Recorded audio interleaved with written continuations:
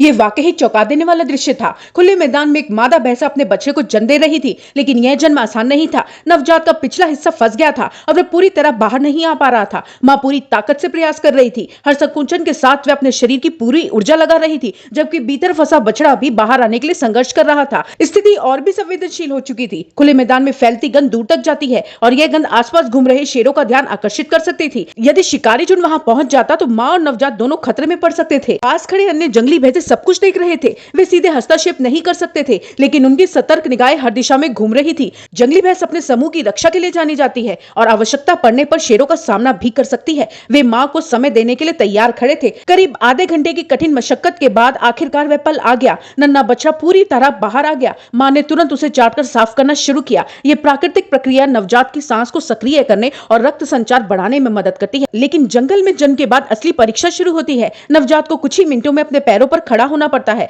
क्योंकि खुले मैदान में देर तक जमीन पर रहना सुरक्षित नहीं होता। छोटा बछड़ा बार बार उठने की कोशिश करता, वह गिरता, फिर संभलता, फिर दोबारा प्रयास करता। हर कोशिश उसके शरीर को संतुलन सिखा रही थी। आखिरकार लगातार प्रयासों के बाद वह लड़खड़ाते हुए अपने पैरों पर खड़ा हो गया। कुछ ही देर में मां और उसका बछड़ा झुंड के साथ उस खुले मैदान से दूर बढ़ गए। जंगल में जीवन की शुरुआत आसान नहीं होती, लेकिन हर सफल जन्म प्रकृति की एक और मजबूत जीत साबित करती है।